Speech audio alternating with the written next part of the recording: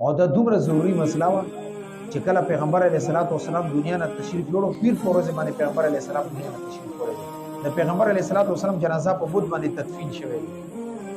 په پیر منګل او بود باندې پیغمبر علیه السلام جنازه وکوله مختلف صحابه کرام راتلو بس خپل جمع به کوله یو ګروپ رالو هغه جنازه وکړه بل جماعت رالو هغه جنازه وکړه بل جماعت رالو هغه جنازه وکړه تقریبا 30000 صحابه کرام د پیغمبر علیه السلام جنازه مستشهد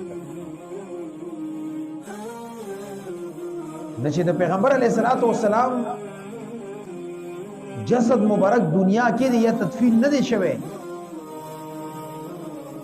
سقیفه بنی سعد کې سقیفه بنی سعد تاسو چې د کم کسان عمره ته تلی تاسو چې مدینه منوره ته لاړ شي د مدینه منوره چې کم مسجد نبوي قبله ده د قبله خي طرف ته په دې ګټ باندې بار راشي نه تبو غره ته کې یو جنگله ته شوې ده یو بار بورډ لګیدل دی ته لیکلي سقیفه بنو سعید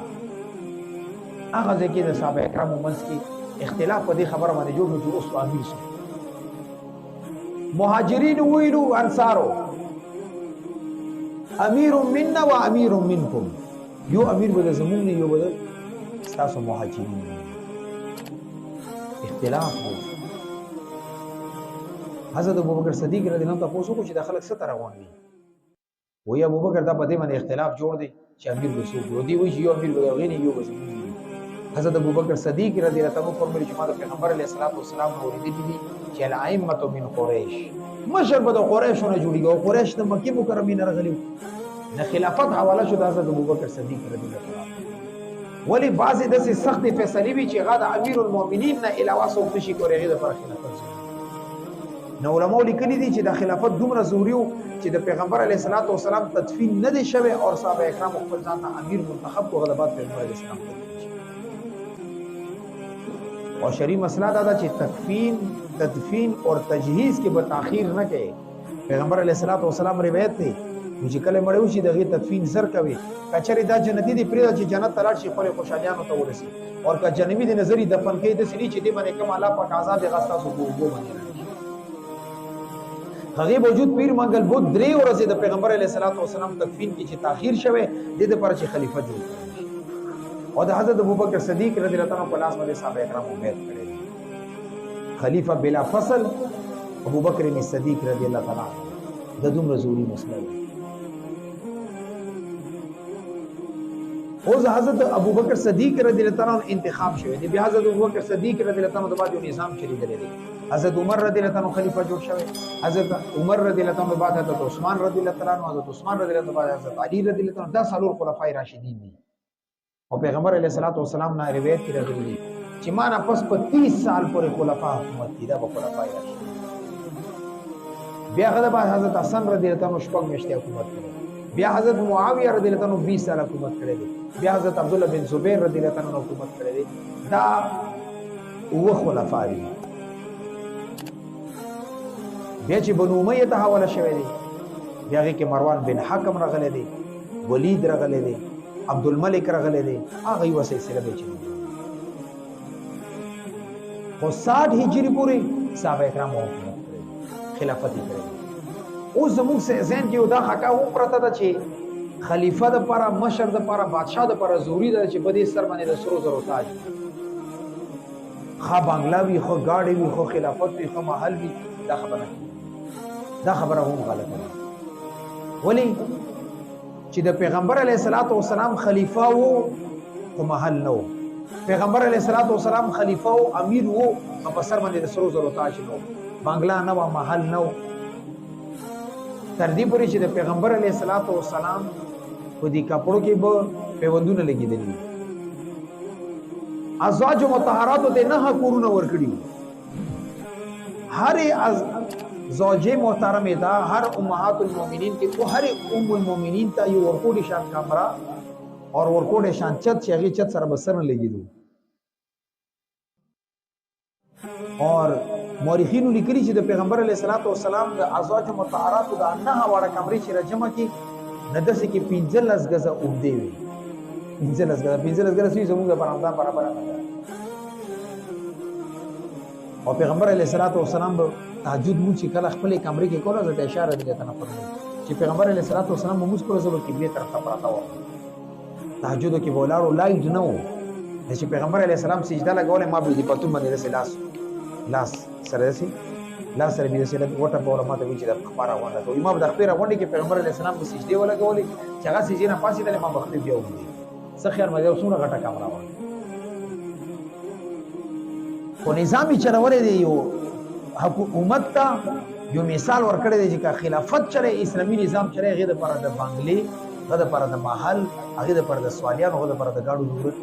نشته فقر او فقیر کی زندگی تیر کړي خوراک او کول به چې خوراک نه وی کول اور کجورو ته یو ځل درو زبات کې نه سستر غړي او کراو نه حساب ته تاسو یا رسول الله وي درو زبات خوراک وی الله بر سره حساب یا رسول الله درو زبات می حساب کتاب وی او کاله په حساب کتاب شو نو بس منو کې شاهولې کا چا سره حساب کتاب وکړه شو حالات بیا چې کم طرز کې خلافت قائم کړی دی اسلامي ریاست کې قیام تر وصلو هغه بیا ابوبکر صدیق رضی الله عنه ته حواله کړی بیا د پیغمبر علیه الصلاۃ والسلام په دی اسلامي ریاست کې جیل هم شری حدود هم نافذ شوی دي اور وفود سره ملاقات هم کړي دي جهادي هم کړي دي اندی مسجد نبوی نه بو پیغمبر علیه الصلاۃ والسلام 27 غزوات ته تشکیل کړي کني دي اور ټوټل 87 جهادونو کې شرکت کړي اګه 27 غزوات تین اور سرائی دي جماعتونه تشکیل کړي او چې چا جرم وکړ د مسجد نبوي کې جیرو دي کې بس سزا ورته ملګری چې دا قید اور چې کله د يهودو او نصاراو جماعتونه وفود رااله وفد رااله چې ملاقات کو نو مسجد نبوي کې به ملاقات کو چې نجران وفد رااله نو پیغمبر اسلام مسجد نبوي کې ایسا زین او چې کینه ولې اجرانه و چې برابرۍ کینه ولې مسجد نبوي کې به ملاقات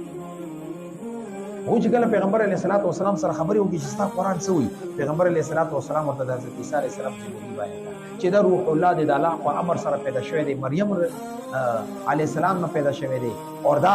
ابن الله نه دی نه الله دی نه خدای دی نه د خدای زوی دی او زموږ کتاب دا وایي هغې خپله کې مشوره وکړه چې دا کومې خبرې کړي دا خو ټیک خو مونږ دا وایو چې 3 in 1 1 in 3 دا درې وړه خپله کې راجمع شي او حکومت یې جوړ کړی د دنیا هغې چې دی حضرت عیسی علیه السلام الله رب العزت او مریم علیه السلام یا جبریل علیه السلام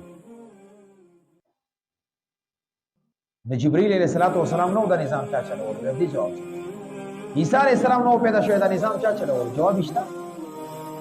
نو مولوی کېده چې دا نظام الله پاک یا وجود تر اوسه دی الله پاک چلی او قیامت پر بالا ورځ چلی جبرئیل علیه السلام نو کائناتو چې عیسی علیه السلام نو کائناتو اوس عیسی علیه السلام اسمانونو ته خطر بیا کائنات شته او جبرئیل علیه السلام شته بیا شته او داسې وقرا چې عیسی علیه السلام جبرئیل علیه السلام ختم شي بیا د کائنات چلی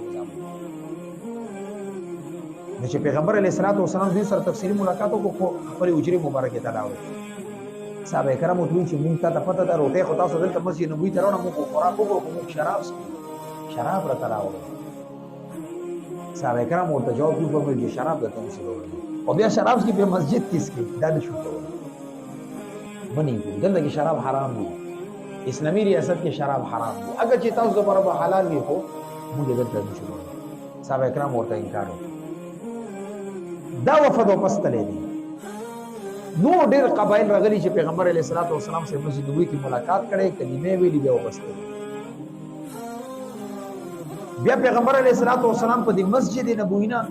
هر جهادي کم نزوزت او غین دلته نه چلولې یو صحابي دی ویلو دومره لشکر ځان سره کا تفلانکی زبانه لاشه حمله وکړه تفلانکی زه تلاشه تفلانکی زه د جمعتونی تشکیل او چې کوم ځای کې خپل ضرورت راغلی دی لکه بدر میدان ته خپل تللی دی احد ته تللی دی خندق ته تللی دی تبوک ته تللی دی حنین ته تللی دی دې په خپله باندې کړي دي چې هغې ته غزوه ویلي بیا چې کله مدینه منوره کې مسنا راغلي ده بیا یې په دې مسجد نبوي کې حل کړي ده